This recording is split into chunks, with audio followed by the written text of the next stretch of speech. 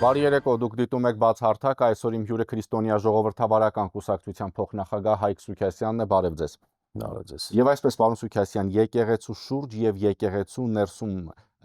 տեղի ունեցող իրադարձություններին անդրադառնանք, վերջերս տեսանք, որ 10 եպիսկոպոսներ պահանջում են կաթողիկոսի հրաժարականը, գնացին Մայրաթոր եւ դիմում ներկայացրեցին քարտուղարություն։ Դրան զուգահեռ Միքայել Աջապահյանը հայտարարություն արեց եւ կոչ արեց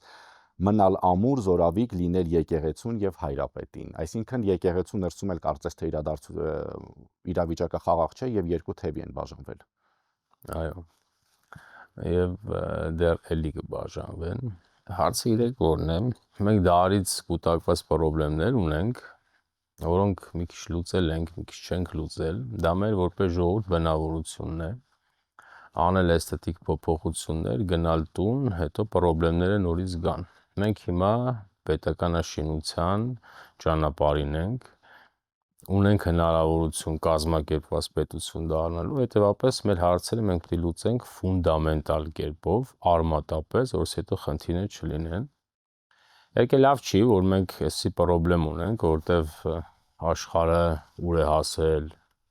պետությունները արհեստական բանականության հարցում հասել են, չգիտես, ինչ նվաճումների։ Իլոն Մասկի միայն անձնական ունեցվածքը 600 միլիարդ դոլար է։ Հայաստանի պետական բյուջեն 7.5 միլիարդ դոլար է։ Սփյուռքով, ժողովրդով, խոպանջիներով, աշխարհից վերցրած պարքերով 7.5 միլիարդ դոլար փող ենք աշխատում։ Չինաստանը արհեստական մարդ է արտադրում արդեն։ Ամերիկացիները ռոբոտաշինության մեջ մեծ նվաճումներ ունեն, հայությունը ինչ անում։ Դենոս էս կաթողիկոսը կակեբեին է ծառայում, թե ինչ, թե ինձ։ Դենոս էս թալանչիները 1000 դրամի հետ կտան, թե չէ։ Դուք հենց տեսեք աշխարհը որտեղ է, հայությունը ինչ խնդիրների մեջ է խրված։ Եվ ինչպես կարող ենք մենք այս պոտենցիալով աշխարհի հետ մրցել։ Բայց սա ամեն դեպքում մեր իրականությունն է, որին մենք բախվել ենք։ Մեր ռուսական ռևանշիզմի, ռուսական հովանավորությամբ ուժերի գործակալական ցանցի վերջին հոգևոր հենարանն է, որ բազմել է մեր եկեղեցու բարձունքում եւ այնտեղից նախ մեր ժողովրդի հոգևոր կյանքն է փչացնում։ Եկեղեցին է օտարել մեր ժողովրդից եւ նաեւ որ տարօրինակ է իրենց համար, զբաղվել են աշխարհակաղակական, ներքաղաքական process-ներով։ Նա քանի որ եղավ պահանջ ժամանակին մեր կողմից, հիմա իշխանությունն է process-ը արդեն գործողության մեջ դրել, բարձր է որ ներսում ճաքեր են տալու։ Ֆունդամենտալ արմատապես փոխել ասելով ինչ նկատի ունի, կաթողիկոսը հեռացավ եւ դա արդեն հարցի լուծում է։ Ոչ իհարկե, բայց դա հարցի լուծման կարևոր պայման է, որ դա այդ մարդը նոր կաթողիկոսը լինի հայկական ինքնությամբ։ Մեր դավանանքի կրող, օրինակ մեր կաթողիկոսի եղբայրը, ես ասել եմ, մեր դավանանքը չի կիսում։ Իսկ կաթողիկոսը հայկական ինքնությամբ չէ։ Դե ենթադրելի է չէ, որովհետև այս մարդկանց արածը հակահայկական է, հակաքրիստոնեական է, ինչ է իրենց արածը։ Մեր եկեղեցու գործը այն չի, ինչ որ իրենք անում են։ Մեր եկեղեցին ունի կոնկրետ ֆունկցիա, կոնկրետ առաքելություն։ Մեր ժողովրդի հոգևոր կյանքը քննելն է։ Մեր ժողովրդի բարքերը քննելն է։ Օրինակ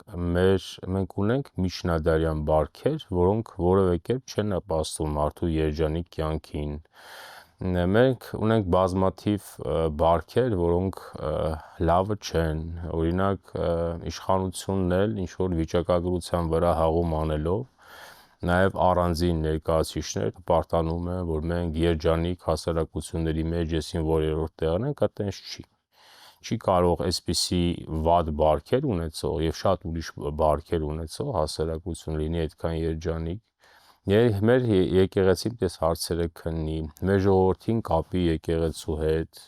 Բազմաթիվ հարցեր կա, որ ինքը չի անում։ Քրիստոնեության ուսմունքը վերաքննի, աստվածաշունչ բացատրի ամեն անգամ մեր ժողովրդին կապի իր հետ։ Ինքը դա չի արել։ Ինքը օտարվել է մեր ժողովրդից։ Հասարակություն, եկեղեցի անջրպետ կա։ Իհարկե կա, որտեղ այս մարդիկ են դա արել, վերածել են օլիգարխիկ կառույցի, ներսից այլասերվել են, ռուսականացել են, քշում են մեր պետության դեմ, Էդ է իրենց արածը, բայց լավ է, որ ճաքեր կան, մի հատված կա, որ իրականում եպիսկոպոսների մեջ, որ իրականում մեր դավանանքի կրողն է, որ իրականում ենթադրել է հոգևոր կյանքի մարդ է, մեր եկեղեցու հետ կապված է, մի հատված ենթադրենք չէ, բայց ամեն դեպքում էլի ճաքեր կան, էլի է մեծանալու։ Այս մարդը կաթողիկոսի գահին հեծնած ազնվորին շանս չունի չգնալու, պարզապես քանի որ հավանաբար ինքը չի իր որոշման տերը, ենթադրում եմ, կառավարվում է։ Դրա համար այնտեղից հավանաբար հրամաններ կա, ինչքան հնարավոր այլասերել, ինչքան հնարավոր է վնաս տալ եկեղեցու հեղինակությունը, այդ է արածներ էլի, խելք ունենալ 40 անգամ ասել ենք, թողնել գնալ։ Բայց տեսեք, պարոն Սուքեսյան, երբ մարդիկ տեսնում են, որ կաթողիկոսի հրաժարականը պահանջողների մեջ նաև Նավասարդ Կճոյանն է, իսկ բոլորս գիտենք, չէ, որ Նավասարդ Կճոյանը ամենաակտիվն էր, երբ Սերժ Սարգսյանի, Տարոն Մարգարյանի, Ռիտա Սարգսյանի հետ առնչվող ցանկացած կառույցի բացում կամ հիմնարկեք ինքն էր օրհնում ու օծում, ու հիմա գիտենք այն Բենթլիի պատմությունը, իր առանձնատան մասին տեսանյութ հրապարակվեցին լրատվական կայքերում, ու հիմա ասենք այդ նույն Նավասարդ Կճոյանը պահանջում է կաթողիկոսի հրաժարականը, եւ մարդիկ երբ տեսնում են ով է պահանջում, ասում են լավ, ինչ տարբերությունն է, թե պահանջողը։ Ընդհանրապես ճիշտ է, բայց մենք ինչ անենք, հանուն Նավասարդ Կճոյանի մեր եկեղեցին չազատագրենք, որովհետև ինքն էլ է եկել կպել այդ գործին, դա ձևական համեմատություն է։ Ինձ ընդհանրապես հետաքրքիր չի ինքը այնտեղ է, թե չէ։ Ինձ հետաքրքիր է եւ մեզ պիտի հետաքրքիր լինի մեր եկեղեցին ազատագրելն է դարավոր գերությունից եւ իր վեհությամբ, իր պատմական առաքելությամբ, իր քրիստոնեական տեսքով Աստծո շնչով վերադառնա դեպի մեր ժողովուրդ եւ այստեղ ասեմ միայն հարցը այն չի, որ ինչ որ մեկին պիտի ազատեմ այդ նոր մարդ դնեն, այդ եկեղեցին պիտի վերափոխվի, մեր եկեղեցին պիտի գնա մոդեռնիզացիայի, մեր եկեղեցին շատ հարցերում միջնադարյան բարքեր ունի, չի արդիականացել, օրինակ աշխարհում եկեղեցիներ կան, որոնք ժողովուրդների հոգեբանությունը, տեխնոլոգիաների զարգացումը, պրոգրեսը հասկացել են, գնացել են ներքին մոդեռնիզացիայի, մեր եկեղեցին սա չի անում, հին բարքերով է, շատ բաներ պիտի քննվի, պիտի ստուգվի ովքեր են դրանք, հիմա եթե պիտի նորմալ ստուգում պիտի լինի, հետո այդ մարդը, ձեր ասած մարդը պետք է եկեղեցում չլինի, կամ իջնի ենթադրենք դառնա քահանա, այսինքն հետագայի հարցի մեջ իր ներկայությունը կքննեն ինքը մնա թե չէ, բայց այս պահին հիմա ինքը եկել է այս պրոցեսին կպել է, ենթադրենք, որ փչացնի կամ չգիտեմ, եսի ինչ անի, ինձ հետաքրքիր չի, կարող է իր համար այս պրոցեսը մենք վարի տանք, դրա համար հարցը ձևականորեն ճիշտ է, խորքային իմաստով սխալ է։ Դուք ձեր խոսքի սկզբում ասացիք աշխարհը ուր է հասել, մենք ուր ենք, այսինքն երբ մենք փոխենք կաթողիկոսին կամ այնտեղ որոշակի փոփոխություններ տեղի ունենան եկեղեցու ներսում, մենք կարող ենք հասնել աշխարհի հետևից։ Ոչ իհարկե, եթե հարցը զուտ այդ նայենք, բայց մենք ունենք խնդիրներ, որոնք պետք է լուծենք։ Մենք մեր պետությունը, մենք որպես ժողովուրդ առանձնահատկություն ունենք։ Մեր պետության կառուցվածքի մեջ, մեր ժողովրդի պատմության մեջ մեր եկեղեցին կարևոր դերակատարություն ունի։ Լավ կլիներ, որ այն ինչ խնդիրներ որ կար, դե չլիներ, մենք ուրիշ բանով զբաղվեինք։ Բայց դե մեզ, տեսեք, անընդհատ քաշում են ցեխի մեջ, արի այս հարցը լուծի, այս մի ինստիտուտ ազատագրի, այստեղ գնում է ժամանակ, ներվեր, էներգիա։ Եկել պարզվում է մի հատ ուրիշ ինստիտուտ կա, այդ ինստիտուտն էլ է օկուպացված, դա էլ պետք է ազատագրեն։ Քաշում են այս խնդրի մեջ, պետականաշինության հարցը տուժում է, բայց դե ինչ անենք հիմա, տեսեք, մենք եթե իրականում մեր մինչ հեղափոխական անցյալը նայենք, դրանից մի 2 տարի հետո էլ Հայաստանը իրականում պետականաշինության հարց չի դրել, ունեցել է իհարկե ինքնիշխանության ձևական ատրիբուտներ, դրոշ, զինանշան, նախագահ, նախագահի տեղակալի տեղակալ, ինչ ասես ունեցել է, բայց ինքնիշխան պետություն դա չի եղել։ Հիմա է այդ ինքնիշխանության նվաճումը, դրա համար հիմա բոլոր հարցերը պետք է ֆունդամենտալ լուծվեն, ֆունդամենտալ, հիմնարար պետք է լինի, պետության հիմքերը հիմնարար պետք է լինի, նայեք օրինակ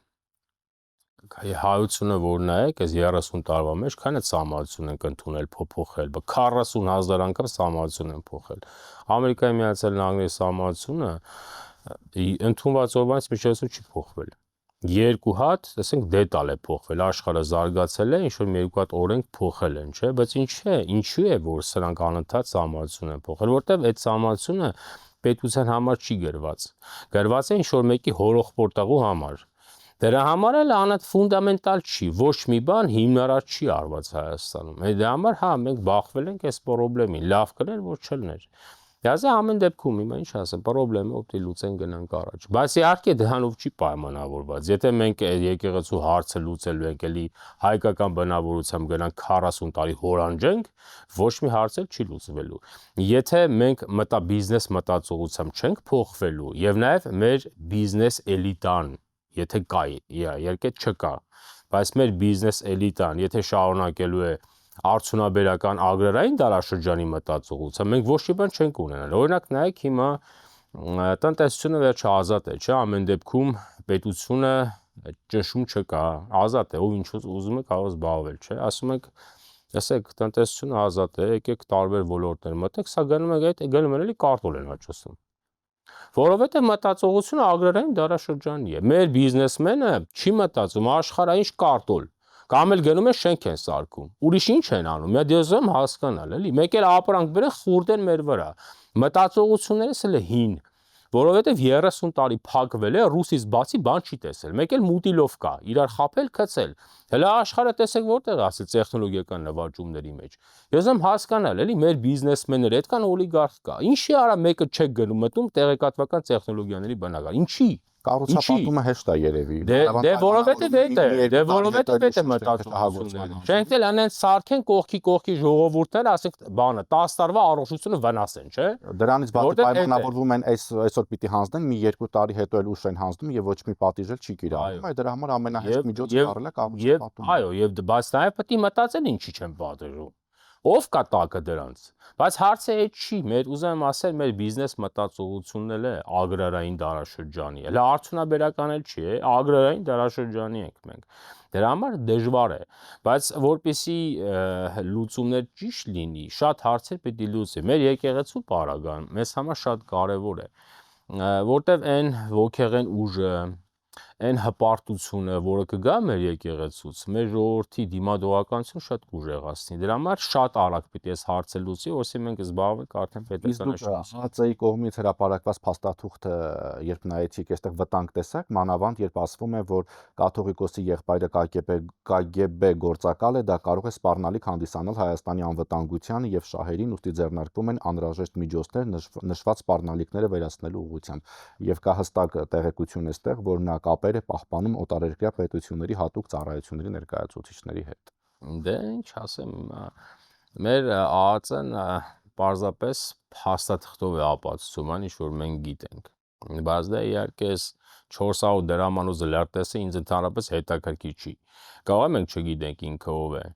Կաթողիկոսի եղբայրը։ Հա, իհարկե, հետո այդ թուղթը տվել եք ձեռներս կարդում ենք, որ ինչ, հա, ասենք մենք գիտենք դա։ Բայց այսինքն մենք նկատի ունենք, բայց այս 30 տարվա ընթացքում էլ են, չէ՞, դրա նմաններին աճեցրել, այտենց գործակալներ։ Բայց դրանց ով է բացահայտելու։ Այսինքն, հա, լավ է, շատ լավ է, բայց հանկարծ այտենց վրեքները չծախեք այդ որպես, ասենք, մի հատ ադամանտ ձեր կողմից արված, էլի, մենք դա գիտենք։ Շարունակեք process-ը, բայց իհարկե, հա, ենթադրում եմ, եթե դիմադրություն լինի մյուսների կողմից, մյուսների բաներն էլ թղթերն էլ կհանեն։ Լավ է, որ աշխատում են, լավ է, որ ռիսկ են արել դա բացահայտելու, որովհետև ամեն դեպքում դրան հովանավորող պետությունը խարդավանքների վարպետ է, էլի։ Այսինքն պետության ուժը բավարարել է, նույնիսկ ապացույց տալու մեզ ժողովրդին, որ մենք կարող ենք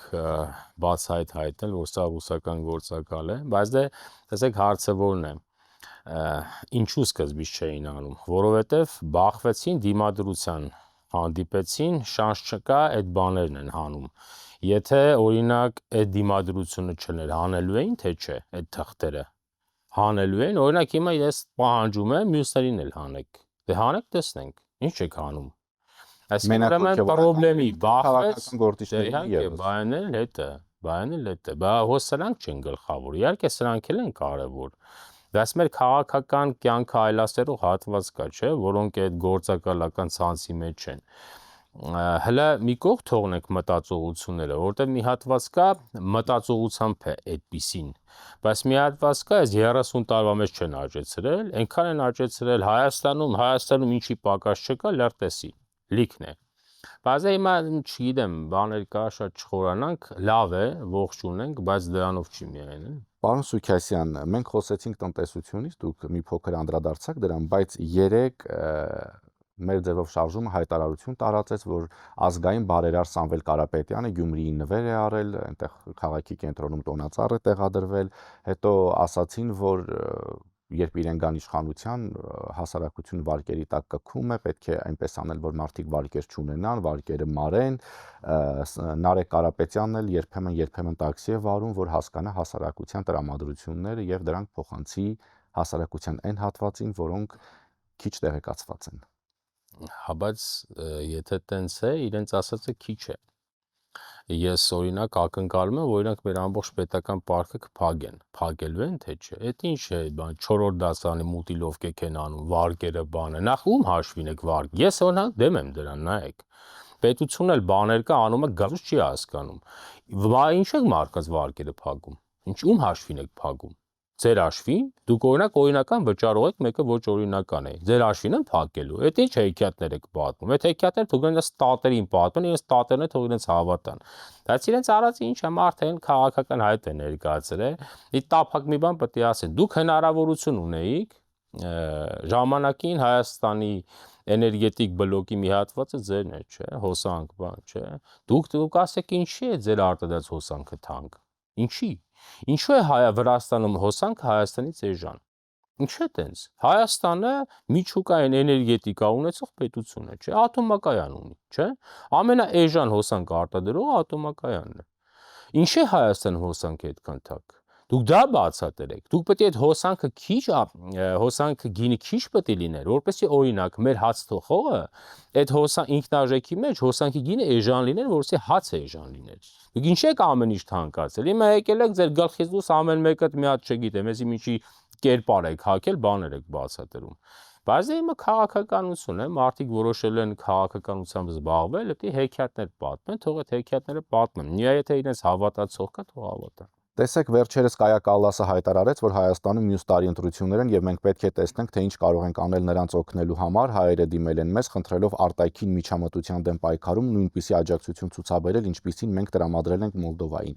Շատ քաղաքագետներ ասում են, որ ինչպես Մոլդովայում ընտրություններից առաջ արգելվեցին որոշ ուժերի մասնակցությունը ընտրություններին, քաղաքական գործընթացներին, Հայաստանում եւս պիտի այդպիսի գործընթաց սկսել։ Նախ դուք ինչ վտանգ եք տեսնում ընտրությունների ընթառաջ եւ արդյոք պետք է էլի որոշակի սահմանափակումներ լինեն, այնպիսի ինչպիսին եղան Մոլդովայում։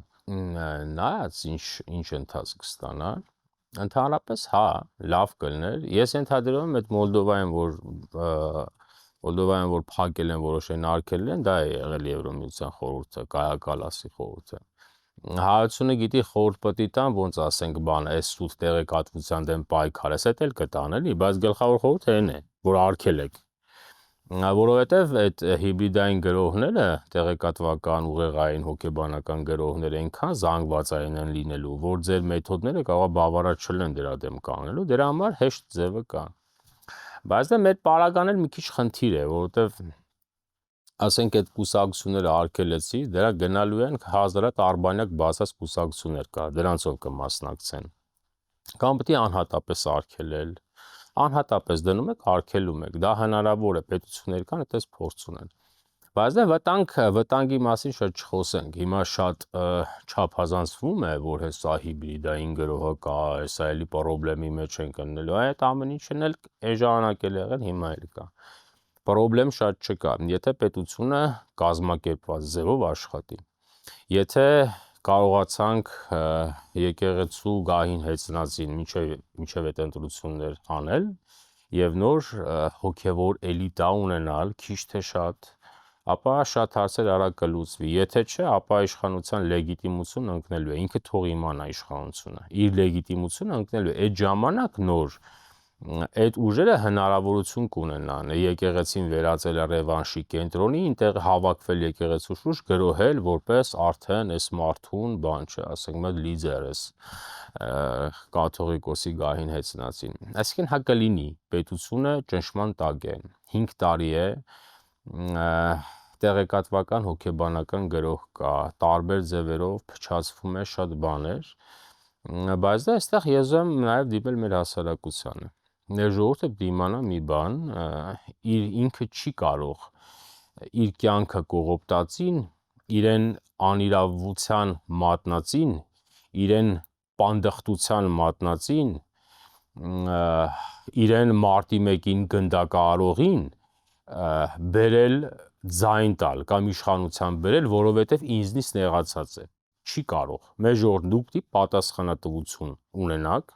եւ նման բան չանեք։ Ընդհանրապես ուզում եմ ասել, ժողովուրդներն էլ են պատասխանատու։ Այդ ժողովրդի վրա այս բանը չի կարելի գցել։ Իհարկե քաղաքական ղեկավարությունը գլխավորը, բայց ժողովրդին այս արանքից չանեք, պատասխանատու։ Դուք պետք է իմանաք ինչ եք անում։ Դուք իմ դեմ չեք կարող ինքներդ ձեզ վնասել, չեք կարող, որովհետև ինձնից նեղացած եք, բայց գնաք ձեզ վնասեք, դա վատ բան է։ Բայց իհարկե տեսնենք ոնց կլինի, քաղաքական ուժերից շատ բան է կախված, մեզնից էլ է շատ բան կախված, մեր նման քաղաքական ուժերից, իշխանությունից է շատ բան կախված, իրավապահ համակարգից է շատ կախված, բայց այն ողբերգական բաները, որ հեսա գրողները գալու են, չգիտես, հեսա եզերքից օգնության ենք սպասում, այդպես չի։ Շնորհակալություն խնդրեմ։ Հիշեցնեմ իմ հյուրը Քրիստոնյա ժողովրդավարական կուսակցության փոխնախագահ Հայկ Սուքասյանն է։ Շնորհակալություն ուշադրության համար, հաջողություն։